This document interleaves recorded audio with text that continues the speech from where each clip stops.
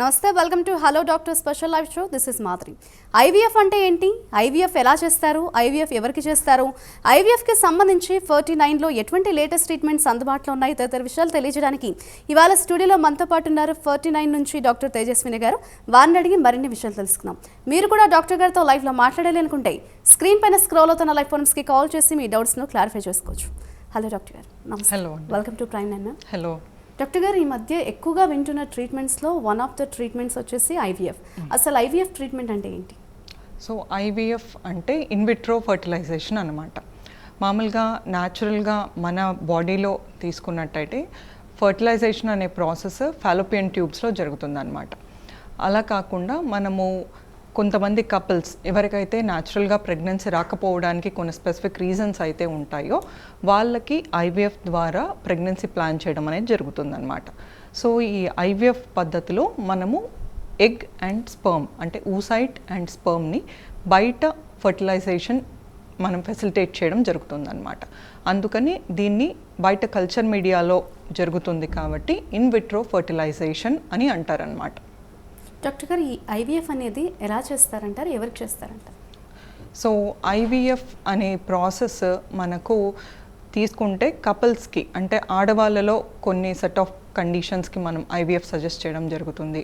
అలాగే మగవాళ్ళలో తీసుకున్నట్టయితే severe male factor infertility, azoospermia ఇట్లాంటి కండిషన్స్ ఉన్న వాళ్ళకు కూడా మనకు ఐవీఎఫ్ అనేది ట్రీట్మెంట్ ఆప్షన్ లాగా ఇవ్వడం జరుగుతుందన్నమాట. సో ఆడవాళ్ళలో మనము తీసుకున్నట్టయితే ఆడవాళ్ళలో మనకు మెయిన్గా tubal factor infertility, Fallopian tubes రెండు బ్లాక్ అయ్యాయి అన్నప్పుడు అలాంటి కపుల్స్ ప్రెగ్నెన్సీ ప్లాన్ చేస్తున్నప్పుడు వాళ్ళకు ఐవీఎఫ్ అనేది ట్రీట్మెంట్ ఆప్షన్ లాగా ఇవ్వడం జరుగుతుందన్నమాట. And unexplained infertility, multiple cycles of IUI try చేశాక కూడా ప్రెగ్నెన్సీ రావట్లేదు and failed IUI cycles beyond 3 or beyond 6 cycles ఉన్న వాళ్ళకి, ఇలాంటి కపుల్స్కి కూడా అన్ఎక్స్ప్లెయిన్డ్ ఇన్ఫర్టిలిటీ ఉన్నప్పుడు ఐవీఎఫ్ అనేది మనము ట్రీట్మెంట్ ఆప్షన్ లాగా ఇవ్వడం జరుగుతుందన్నమాట. అండ్ ఎండోమెట్రియోసిస్ ప్రాబ్లం ఉన్నవాళ్ళు, సివియర్ ఎండోమెట్రియోసిస్తో బాధపడుతున్న వాళ్ళకి, ఐయుఐస్ ఫెయిల్ అయ్యాయి అన్నప్పుడు, మైల్డ్ ఎండోమెట్రియోసిస్తో కూడా repeated cycles of IUI failures ఉన్నప్పుడు ఇలాంటి కపుల్స్కి కూడా మనము ఐవీఎఫ్ అనేది ట్రీట్మెంట్ ఆప్షన్ లాగా ఇవ్వడం జరుగుతుందన్నమాట. అండ్ పీసీఓఎస్ సమస్యతో బాధపడుతున్న ఆడవాళ్ళలో multiple cycles of ovulation induction fail అయింది అన్నప్పుడు అండ్ ఆల్రెడీ గొనడోట్రోపిన్స్ వాడుతున్నా కూడా అండ్ లాప్రోస్కోపీ సర్జరీ తర్వాత కూడా వాళ్ళకు ఫాలికల్ అనేది పెరగట్లేదు, రిలీజ్ అవ్వట్లేదు, క్రానిక్ అనోవులేషన్ ఉంది అన్నప్పుడు ఇలాంటి వాళ్ళకు కూడా మనము ఐవీఎఫ్ అనేది ట్రీట్మెంట్ ఆప్షన్ లాగా ఇవ్వడం జరుగుతుందన్నమాట.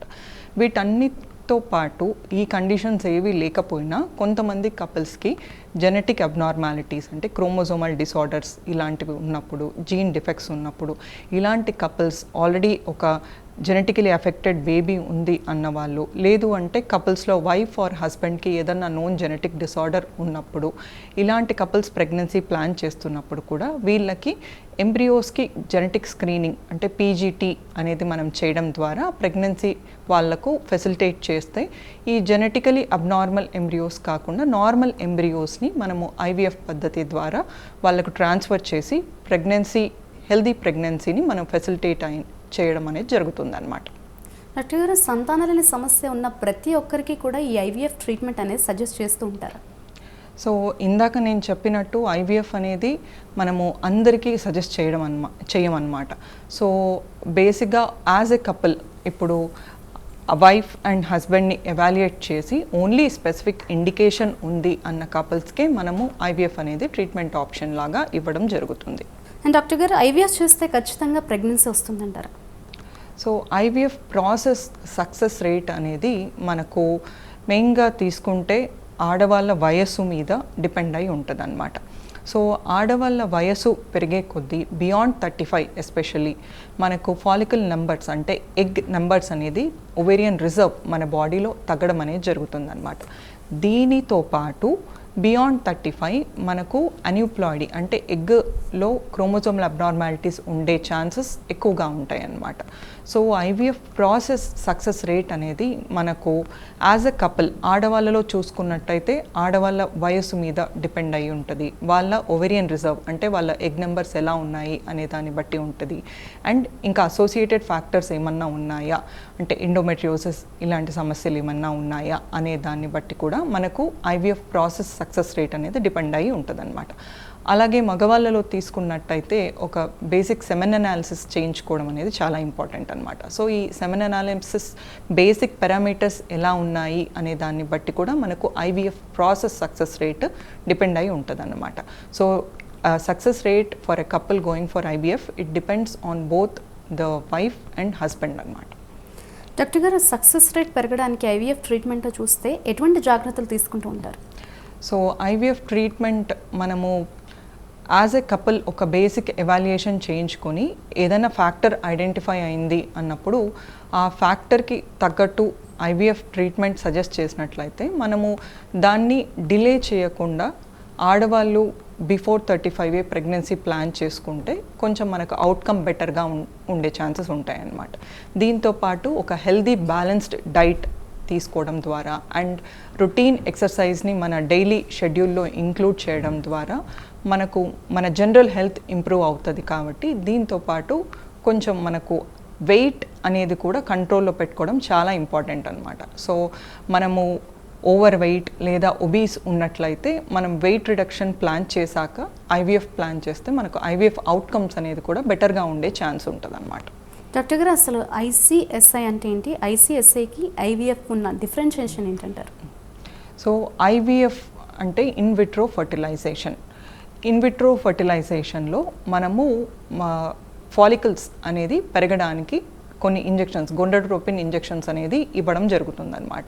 సో తర్వాత వన్స్ ఇట్ ఈస్ రెడీ ఒక ట్రిగర్ ఇంజెక్షన్ అనేది ఇచ్చి ఆ ట్రిగర్ ఇంజెక్షన్ ఇచ్చాక కొన్ని అవర్స్ తర్వాత మనము ఊసైట్ రిట్రీవల్ అనే ప్రాసెస్ చేయడం జరుగుతుందన్నమాట. ఈ ఊసైట్ రిట్రీవల్ అండర్ అనస్థీషియా మనం చేయడం జరుగుతుంది. సో ఈ ఊసైట్ రిట్రీవల్ ద్వారా మనం ఫాలికల్స్ నుంచి ఊసైట్ అంటే ఎగ్ అనేది ఏదైతే ఉంటుందో అది రిట్రీవ్ చేయడం అంటే బయటికి తీయడం జరుగుతుంది. దీంతోపాటు మనము ఆ రోజు కలెక్ట్ చేసిన సెమెన్ శాంపిల్ని ప్రాసెస్ చేసి దానిలో ఉన్న స్పర్మ్స్ని మనము బెస్ట్ స్పర్మ్స్ని సెలెక్ట్ చేసి and egg and sperm culture మీడియాలో అవంతకవే ఫర్టిలైజ్ అవ్వడానికి వదిలేయడాన్ని మనము ఇన్ విట్రో ఫర్టిలైజేషన్ అంటామన్నమాట. So where the egg and sperm have to meet by themselves in a culture media which will facilitate that process. But ICSI అంటే intracytoplasmic sperm injection అంటారనమాట. So దీనిలో once the eggs are retrieved అంటే మనము eggs బయటికి తీసిన తర్వాత ఎగ్ని మనము ఎగ్లోకి మనము స్పర్మ్ని ఇంజెక్ట్ చేయడాన్ని ఐసీఎస్ఐ అంటారనమాట. సో ఐసీఎస్ఐలో మనకు ఫర్టిలైజేషన్ ఫెయిల్యూర్ ఛాన్సెస్ కంపారిటివ్గా కొంచెం తక్కువగా ఉంటాయి అన్నమాట. డాక్టర్ గారు, ఈ పీసీఓఎస్ ఉన్నవారికి మీరు చెప్పినట్లు ఇందాక చాలా స్టేజెస్ కాకుండా ఇనిషియల్గానే ఈ ఐవీఎఫ్ ట్రీట్మెంట్కి వెళ్తే ఎటువంటి జాగ్రత్తలు తీసుకోవాలి అండ్ ఫస్ట్ అటెంప్ట్లోనే సక్సెస్ అవుతుందంటారు?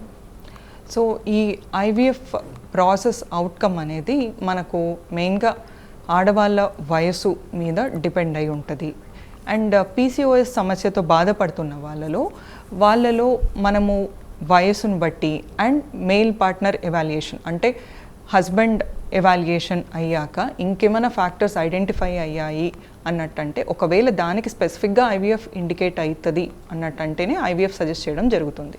లేదు అంటే పీసీఓ వాళ్ళకి క్రానిక్ యానోవులేషన్ మనము లాప్రోస్కోపీ తర్వాత కూడా ఫాలికల్ పెరగట్లేదు, రిలీజ్ అవ్వట్లేదు అన్నప్పుడు అండ్ గొండోట్రోపిన్ ఇంజెక్షన్స్ పెట్టాక కూడా రెస్పాన్స్ లేదు, ఫాలికల్ పెరగట్లేదు అన్నప్పుడు ఇలాంటి కపుల్స్కి మనము ఐవీఎఫ్ అనేది ట్రీట్మెంట్ ఆప్షన్ లాగా ఇవ్వడం జరుగుతుంది అనమాట.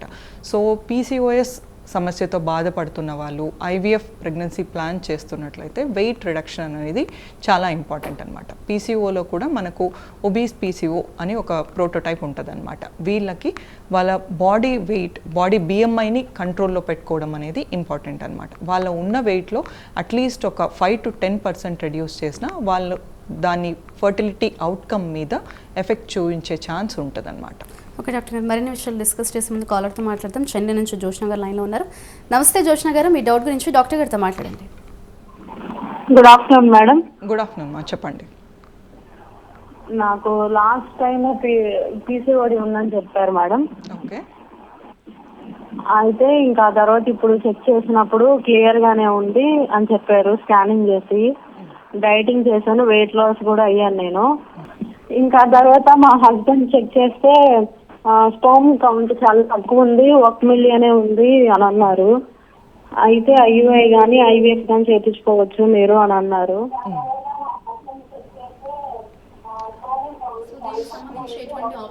సో మీకు పీసీఓఎస్ ప్రాబ్లం ఉంది అని మీరు చెప్పడం జరిగిందనమాట. అండ్ దీంతో పాటు సెమెన్ అనాలిసిస్లో కౌంట్ 1 మిలియనే ఉంది అన్నట్టు అన్నారు మీరు. సో కౌంటే కాకుండా దీంతో పాటు మొటిలిటీ అండ్ మార్ఫాలజీ ఎలా ఉన్నాయి ఇవి అనేది చూసుకోవడం ఇంపార్టెంట్ అనమాట. యాజ్ వాళ్ళు సజెస్ట్ చేసినట్టే మీరు ఈ కౌంట్కి and if the motility depending on the motility IVF పద్ధతి దట్టు ఐసిఎస్ఐ పద్ధతి ద్వారా ప్రెగ్నెన్సీ ప్లాన్ చేస్తే కొంచెం బెటర్ అవుట్కమ్ ఉండే ఛాన్స్ ఉందన్నమాట. డాక్టర్ గారు, ఐవీఎఫ్ ట్రీట్మెంట్కి సంబంధించి మనం మాట్లాడుకుంటే ఎగ్స్ తక్కువగా ఉంటే ఐవీఎఫ్ ప్రొసీజర్కి వెళ్ళొచ్చు అంటారా? సో ఎగ్స్ తక్కువగా ఉన్న వాళ్ళకు కూడా if there is a specified indication వాళ్ళకు కూడా మనం ఐవీఎఫ్ అనేది ట్రీట్మెంట్ ఆప్షన్ లాగా ఇవ్వడం జరుగుతుందన్నమాట. సో ఐవీఎఫ్ పద్ధతి వీళ్ళలో మనము మినిమల్ స్టిమ్యులేషన్ ఐవీఎఫ్ లేదంటే న్యాచురల్ సైకిల్ ఐవీఎఫ్ ఇలాంటివి ప్లాన్ చేయడం ద్వారా వాళ్ళకు డ్రగ్స్ ఎక్కువగా ఇవ్వకుండా with nominal amount of drugs వాళ్ళలో రెస్పాన్స్ అనేది మనం చూడడం జరుగుతుందన్నమాట. అండ్ డాక్టర్ గారు, ఎగ్స్ తగ్గడానికి గల రీజన్స్ ఏంటంటారు? సో ఎగ్స్ తగ్గడానికి మనం మెయిన్గా తీసుకుంటే ఆడవాళ్ళలో వయసు అనేది ఒక ప్రైమరీ ఫ్యాక్టర్ అన్నమాట. సో ఆడవాళ్ళలో వయసు పెరిగే కొద్దీ ఫాలికల్ నంబర్స్ అంటే ఓవేరియన్ రిజర్వ్ అనేది తగ్గడం జరుగుతుందన్నమాట. దీంతోపాటు కొంతమందిలో కొన్ని జెనెటిక్ మ్యుటేషన్స్ వల్ల కావచ్చు ఎగ్ నెంబర్స్ తగ్గే అవకాశాలు ఉండొచ్చు. అండ్ ఇవాళ రేపు మనము ఎండోక్రైన్ డిస్రప్టింగ్ కెమికల్స్ అంటే పెస్టిసైడ్స్ ఇలాంటి వాటిలో ఉన్న ఎండోక్రైన్ డిస్రప్టింగ్ కెమికల్స్ వల్ల కూడా ఆడవాళ్ళలో మగవాళ్ళలో మనకు ఈ గ్యామెట్స్ అనేది కొంచెం రిజర్వ్ తగ్గడం అనేది గమనించడం జరుగుతుందన్నమాట. డాక్టర్ గారు, మీరు చెప్తున్నారంటే ఏజ్ పెరిగే కొద్దీ మహిళల్లో ఎగ్స్ తగ్గుతూ ఉంటాయని. ఇన్ కేస్ ఏజ్ పెరుగుతున్నా కూడా ఎగ్స్ క్వాలిటీ అనేది పెరగాలంటే, ఎగ్స్ పెరగాలంటే ఎటువంటి జాగ్రత్తలు తీసుకోవాలంటారు? ఏమైనా స్టెప్స్ ఉన్నాయంటారా? సో వీటిని ఇంప్రూవ్ చేయడానికి there is no specific drug or specific measure. So age related ఏదైతే డిటెరిరేషన్ వస్తుందో అది we cannot prevent, we cannot reverse the ageing process. So అల్టిమేట్గా ఒక హెల్దీ బ్యాలెన్స్డ్ డైట్ తీసుకోవడం అండ్ రొటీన్ ఎక్సర్సైజ్ మన షెడ్యూల్లోకి ఇంక్లూడ్ చేయడం ద్వారా జనరల్ హెల్త్ మనము ఇంప్రూవ్ చేసుకుంటే దాంతో మనకు ఓవేరియన్ రిజర్వ్ మెయింటైన్ అయ్యే ఛాన్స్ ఉంటుంది ఏజ్కి తగ్గట్టు. డాక్టర్ గారు, ఈ ఐవీఎఫ్ ట్రీట్మెంట్కి సంబంధించి సక్సెస్ రేట్కి సంబంధించి చాలామందికి డౌట్స్ ఉంటాయి. సక్సెస్ రేట్ ఏ విధంగా ఉంటుందంటారు? దీనికి సంబంధించి మీరేం చెప్తారు? ఐవీఎఫ్ ప్రాసెస్ సక్సెస్ రేట్లో ఇదివరకు నేను చెప్పినట్టు మెయిన్గా సక్సెస్ రేట్ అనేది ఆడవాళ్ళలో వయసును బట్టి ఉంటుందన్నమాట. సో రఫ్గా మనం చూసుకున్నట్టయితే సక్సెస్ రేట్ ఒక 30 to 40% ఉండొచ్చు. But it ultimately depends on the female age, ఆడవాళ్ళ వయసు అండ్ మగవాళ్ళలో సెమెన్ అనాలిసిస్ పారామీటర్స్ ఎలా ఉన్నాయి, ఇంకేమన్నా ఫ్యాక్టర్స్ ఉన్నాయా ఇన్ఫర్టిలిటీకి అనే దాన్ని బట్టి ఉంటుందన్నమాట. క్యుములేటివ్ సక్సెస్ రేట్ తీసుకుంటే ఒక 50% వరకు వెళ్ళే అవకాశం ఉంది. డాక్టర్ గారు, ఎగ్స్ తక్కువగా ఉంటే సహజంగా ప్రెగ్నెన్సీ రాదా? ఇన్ కేస్ రాకపోతే ఐయుఐ పద్ధతిలో వెళ్ళొచ్చు అంటారా? సో ఎగ్స్ తక్కువగా ఉన్నప్పుడు ప్రెగ్నెన్సీ న్యాచురల్గా కూడా వచ్చే అవకాశం ఉండొచ్చు. బట్ ఇంకేమన్నా అసోసియేటెడ్ ఫ్యాక్టర్ ఆఫ్ ఇన్ఫర్టిలిటీ ఉందా అనేది మనం చూసుకోవడం ఇంపార్టెంట్ అనమాట. ఇలాంటి వాళ్ళలో మనము ఫాలోపియన్ ట్యూబ్స్ అనేవి ఓపెన్ ఉన్నాయా లేదా చూసుకోవడానికి ట్యూబల్ పేటెన్సీ టెస్ట్ అనేవి సజెస్ట్ చేయడం జరుగుతుందన్నమాట. దీంతోపాటు సైమల్టేనియస్గా మగవాళ్ళలో మేల్ పార్ట్నర్ ఎవాల్యుయేషన్ అంటే ఒక బేసిక్ సెమెన్ అనాలిసిస్ చేయించి వీటన్నిటి రిజల్ట్ని బట్టి వాళ్ళకి ట్రీట్మెంట్ అనేది సజెస్ట్ చేయడం జరుగుతుంది. డాక్టర్ గారు, ఈ ఐవీఎఫ్ ట్రీట్మెంట్కి సంబంధించి ఇనిషియల్గా ఎటువంటి టెస్ట్లు చేయిస్తూ ఉంటారు? సో ఈ ఐవీఎఫ్ ట్రీట్మెంట్కి మనము ఇనీషియల్ టెస్ట్ లాగా చూసుకుంటే మెయిన్గా మనము ఒక day to base line scan అనేది చూసుకోవడం ఇంపార్టెంట్ అనమాట. ఈ బేస్ లైన్ స్కాన్లో రఫ్గా మనకు ఓవేరియన్ రిజర్వ్ అంటే యాంట్రల్ ఫాలిక్యులర్ కౌంట్ ఎలా ఉంది అనేది తెలిసే అవకాశం ఉంటుంది అనమాట. దీంతో పాటు కొన్ని హార్మోనల్ బ్లడ్ టెస్ట్ అనేవి చేయడం ఇంపార్టెంట్ అన్నమాట. ఈ hormonal blood test and antral follicular count scan ఇది చూసుకొని మనము ఐవీఎఫ్ ప్రాసెస్ అనేది స్టార్ట్ చేస్తామన్నమాట. డాక్టర్ గారు, ఈ ఐవీఎఫ్ ట్రీట్మెంట్లో కూడా ఏమైనా పేషెంట్కి సంబంధించిన కాంప్లికేషన్స్ ఉండే అవకాశం ఉందా, ఆరల్స్ సైడ్ ఎఫెక్ట్స్? చాలామంది పేషెంట్స్కి డౌట్ ఉంటుంది, ఏం చెప్తారు? సో ఈ ఐవీఎఫ్ ప్రాసెస్లో మనము వాడే ఈ గొనాడోట్రోపిన్ ఇంజెక్షన్స్ అనేది వాడటం జరుగుతుంది అనమాట. సో ఈ గొనాడోట్రోపిన్ ఇంజెక్షన్స్కి no major side effects have been considered. But కొంతమందిలో ఇదివరకు వాడే ప్రోటోకాల్స్, మనము అగోనిస్ట్ ప్రోటోకాల్ అని ఇదివరకు ఈ ఐవీఎఫ్ ఇనీషియల్ స్టేజెస్లో వాడే ప్రోటోకాల్స్లో ఓహెచ్ఎస్ఎస్ అనే కాంప్లికేషన్ ఉండేది. బట్ ఇప్పుడు వచ్చిన అడ్వాన్స్డ్ ప్రోటోకాల్స్, యాంటగోనిస్ట్ ప్రోటోకాల్స్, వీటితో ఐవీఎఫ్ మనం పీసీఓ వాళ్ళతో కూడా relatively it is safe. Doctor గారు, ఈ ఐవీఎఫ్ ట్రీట్మెంట్ అనేది ఏ ఏజ్ నుంచి మీరు సజెస్ట్ చేస్తుంటారు జనరల్గా? So as per ART guide lines, మన country related ART guide lines ప్రకారం కూడా ఆడవాళ్ళలో 21 years is the minimum age if there is a specified indication. Doctor గారు, 49లో ఐవీఎఫ్కి సంబంధించి ఎటువంటి ట్రీట్మెంట్స్ కావచ్చు, అలాగే అదర్ ట్రీట్మెంట్స్ ఏ విధంగా ఉన్నాయంట? సో ఇప్పుడు 49 ఫర్టిలిటీ సెంటర్లో మనకు routine fertility evaluation and procedures like IUI, ICSI ఇలాంటివి మనకు అవైలబుల్ ఉన్నాయి. దీంతోపాటు ఆండ్రోమాక్స్ అని మగవాళ్ళకు specifically infertility related evaluation and treatment కొరకు కూడా ఒక యూనిట్ అనేది లాంచ్ చేయడం జరిగిందనమాట. డాక్టర్ గారు, ఈ ఐవీఎఫ్ ట్రీట్మెంట్ తీసుకునేటప్పుడు ప్రికాషన్స్ ఏ విధంగా తీసుకుంటూ ఉంటారు? సో ఈ ఐవీఎఫ్ ట్రీట్మెంట్ ప్లాన్ చేసినప్పుడు మెయిన్గా మనము కపుల్స్కి బిఫోర్ ట్రీట్మెంట్ ప్రీ ట్రీట్మెంట్ ఫేజ్లో ఉన్నప్పుడు ఒక హెల్దీ బ్యాలెన్స్ డైట్ తీసుకోవడం అనేది ఇంపార్టెంట్ అనమాట. అండ్ దీంతోపాటు స్ట్రెస్ లెవెల్స్ని కూడా మనం మినిమల్గా పెట్టుకోవడం అనేది ఇంపార్టెంట్. అండ్ ఒక బేసిక్ హార్మోన్ ఎవాల్యుయేషన్ అంటే ఒక thyroid hormone and if necessary prolactin ఇలాంటివి మనము ప్రీ సైకిల్ ఒకసారి చూసుకొని ఇఫ్ వాటిలో ఏమన్నా అబ్నార్మాలిటీస్ ఉంటే వాటిని కరెక్ట్ చేసుకోవడం అనేది ఇంపార్టెంట్. ఉదాహరణకు కొంతమందికి రొటీన్ ఎవాల్యుయేషన్లో డయాబెటీస్ అంటే షుగర్ అనేది మనకు డయాగ్నోస్ అవ్వడం జరుగుతుందన్నమాట. సో ఇలాంటి వాళ్ళకి ఫస్ట్ మనం షుగర్స్ కంట్రోల్ చేశాక తర్వాత ప్రొసీజర్ని ప్లాన్ చేయడం అనేది ఇంపార్టెంట్ అనమాట. So first general parameters like hyper tension కానీ, డయాబెటీస్ కానీ, థైరాయిడ్ డిజార్డర్స్ ఇలాంటివి ఏమన్నా ఉంటే ఫస్ట్ వాటిని కరెక్ట్ చేసుకొని మనము ఐవీఎఫ్ ట్రీట్మెంట్ కమింగ్ సైకిల్లో అట్లా ప్లాన్ చేయడం జరుగుతుందన్నమాట. డాక్టర్ గారు, ఫస్ట్ అటెంప్ట్లో ఐవీఎఫ్ ట్రీట్మెంట్కి సంబంధించి సక్సెస్ అవ్వకపోతే నెక్స్ట్ కూడా సజెస్ట్ చేస్తారు? ఇన్ కేస్ సెకండ్ అటెంప్ట్లో ఐవీఎఫ్ ట్రీట్మెంట్ చేస్తూ ఉంటే ఎటువంటి ప్రికాషన్స్ కావచ్చు, ఎటువంటి జాగ్రత్తలు డాక్టర్ తరఫు నుంచి కావచ్చు, అలాగే పేషెంట్ తరఫు నుంచి తీసుకోవాలంటారు? సో ఐవీఎఫ్ మనము ఒక సైకిల్లో ప్రెగ్నెన్సీ రాలేదు అన్నప్పుడు ఆ సైకిల్లో మనము ఫ్యాక్టర్స్ని కన్సిడర్ చేయాల్సి ఉంటుంది. ఉదాహరణకు మనము ఆడవాళ్ళలో తీసుకున్నట్టయితే ఎగ్ క్వాలిటీ ఎలా ఉంది అనేది చూసుకోవాల్సిన అవసరం ఉంటుంది అనమాట. దీంతోపాటు స్పర్మ్ క్వాలిటీ ఎలా ఉంది అండ్ ఎగ్ అండ్ స్పర్మ్ మనము ఫర్టిలైజ్ అయ్యాక ఎంబ్రియో క్వాలిటీ ఎలా ఉంది అనేది చూసుకోవడం ఇంపార్టెంట్. అండ్ ఆడవాళ్ళలో ఎండోమెట్రియం లైనింగ్ ఎలా వస్తుంది అనేది చూసుకోవడం కూడా మనకు ఐవీఎఫ్ ప్రెగ్నెన్సీ ప్లాన్ చేస్తున్నప్పుడు ఈక్వల్లీ ఇంపార్టెంట్ అనమాట. సో దీనిలో కపుల్కి ఎక్కడ కాజ్ ఐడెంటిఫై అయింది ఫస్ట్ సైకిల్లో అనే దాన్ని చూసుకొని అండ్ వాళ్ళ ఓవేరియన్ రిజర్వ్ని బట్టి కావచ్చు అండ్ ఫర్దర్గా మనము ఐవీఎఫ్ అనేది కపుల్స్కి సజెస్ట్ చేయడం జరుగుతుందన్నమాట.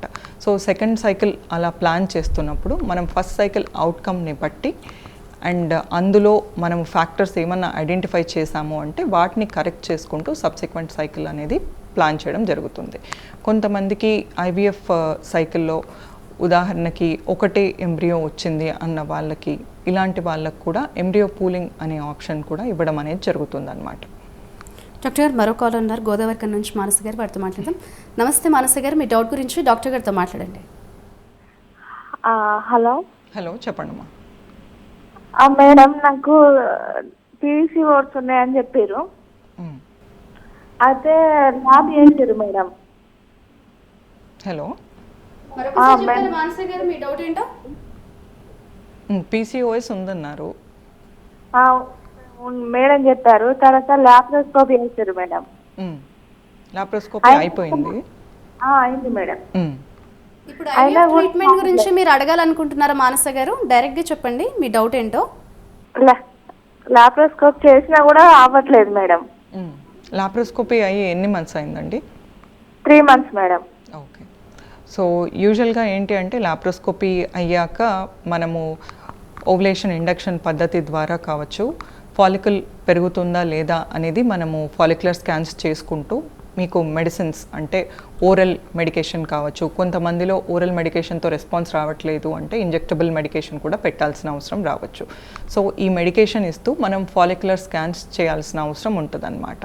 సో ఇలా మనము గమనిస్తూ ఒక 3 to 6 cycles అనేది అబ్జర్వ్ చేయడం ఇంపార్టెంట్. సో లాప్రోస్కోపీ అయ్యాక ఒక 3 to 6 cycles అబ్జర్వ్ చేయాల్సిన అవసరం ఉంది. కానీ అదే సైమిల్టేనియస్గా మగవాళ్ళలో కూడా సెమెన్ అనాలిసిస్ అనేది చేయించడం ఈక్వలీ ఇంపార్టెంట్ అనమాట.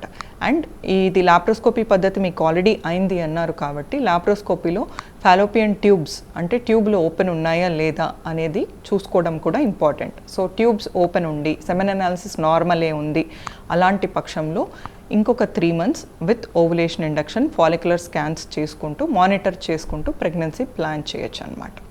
డాక్టర్ గారు, ఈ లాప్రోస్కోపీ ట్రీట్మెంట్ తర్వాత నో యూస్ అనుకుంటే ఇనిషియల్గా ఐయుఐ సజెస్ట్ చేస్తారా లేకపోతే ఐవీఎఫ్ సజెస్ట్ చేస్తూ ఉంటారా డాక్టర్? సో ఈ లాప్రోస్కోపీకి ఐయుఐకి మనకు లాప్రోస్కోపీ ఎప్పుడు స్కోప్ అన్నట్టంటే మనము ఐయుఐ పద్ధతి చేసే ముందు ఒకసారి ఫాలోపియన్ ట్యూబ్స్ ఓపెన్ ఉన్నాయా లేదా అనేది చూసుకోవడం ఇంపార్టెంట్ అనమాట. సో ఈ ఫాలోపియన్ ట్యూబ్స్ ఓపెన్ ఉన్నాయా లేదా చూసుకోవడానికి మల్టిపుల్ టెస్ట్స్ ఉంటాయి. వీటిని ట్యూబల్ పేటెన్సీ టెస్ట్ అని అంటారనమాట. ఈ ట్యూబల్ పేటెన్సీ టెస్ట్లో మనం కామన్గా చేసేది హిస్ట్రోసాల్పింగోగ్రఫీ అనమాట. ఈ హిస్ట్రోసాల్పింగోగ్రఫీ పద్ధతి ద్వారా ఒక డైని ఉపయోగించి ఆ డైని గర్భసంచిలోకి పంపించడం ద్వారా అది ఫాలోపియన్ ట్యూబ్స్లోకి వెళ్తుందా అండ్ ఎక్కడన్నా బ్లాక్ అవుతుందా, ఆ డై అనేది ట్యూబ్స్ నుంచి బయటకు వస్తుందా అనేది ఎక్స్రే ఫిలిమ్స్ తీయడం ద్వారా మనము ట్యూబ్స్ ఓపెన్ ఉన్నాయా లేదా అనేది తెలుసుకోవడం జరుగుతుంది. ఇది కాకుండా నెక్స్ట్ పద్ధతి మనం చూసుకున్నట్టయితే సలైన్ సోనో సాల్పింగోగ్రఫీ అని అంటారనమాట. సో ఈ సలైన్ సోనో సాల్పింగోగ్రఫీలో సలైన్ని ఉపయోగించి అల్ట్రాసౌండ్ పద్ధతి ద్వారా మనం ట్యూబ్స్ ఓపెన్ ఉన్నాయా లేదా అనేది చూడడం జరుగుతుంది అనమాట. ఇలా కాకుండా మోస్ట్ డెఫినెటివ్ ఇప్పుడు హిస్ట్రోస్కోపీలో ఒకవేళ 2 sides యూట్రస్ కార్నియా దగ్గర బ్లాక్ ఉంది అన్నట్టు అనిపించినట్టయితే ఇలాంటి కపుల్స్కి మనము లాప్రోస్కోపీ అనేది కన్ఫర్మేషన్ కోసం సజెస్ట్ చేయడం జరుగుతుందన్నమాట. సో ఇట్లా లాప్రోస్కోపీ పద్ధతి ద్వారా మనము డైని ఉపయోగించి డైరెక్ట్గా విజువలైజ్ చేస్తామన్నమాట. డై అనేది మనకు ట్యూబ్స్ నుంచి బయటకు వస్తుందా లేదా. సో లాప్రోస్కోపీ పద్ధతి మనము ట్యూబ్స్ ఓపెన్ ఉన్నాయా లేదా చూసుకున్న తర్వాత ఐయుఐ అనేది సబ్సిక్వెంట్ సైకిల్లో మనము ప్లాన్ చేయొచ్చు. Right, thank you so much doctor గారు. అసలు ఐవీఎఫ్ ట్రీట్మెంట్ అంటే ఏంటి, ఐవీఎఫ్ ఎవరికి చేస్తారు, అలాగే 39లో ఐవీఎఫ్కి సంబంధించి ఎటువంటి ట్రీట్మెంట్స్ అందుబాటులో ఉన్నాయో చాలా బాగా ఎక్స్ప్లెయిన్ చేస్తారు. Thank you doctor. Thank you. Right, చూసారు కదండి, ఐవీఎఫ్ ట్రీట్మెంట్కి సంబంధించి మీకు ఎటువంటి డౌట్స్ ఉన్నా, ఐవీఎఫ్ ట్రీట్మెంట్ మీరు చేయించుకోవాలనుకున్నా ఒకసారి స్క్రీన్ మీద కనిపిస్తున్న 39 ఫర్టిలిటీ సెంటర్కి సంబంధించిన ఫోన్ నెంబర్స్కి కాల్ చేసి డాక్టర్ గారి అపాయింట్మెంట్ తీసుకుని వారిని నేరుగా కన్సల్ట్ అవ్వచ్చు. ఇది వాళ్ళ hello doctor. Keep watching Prime 9. నమస్తే.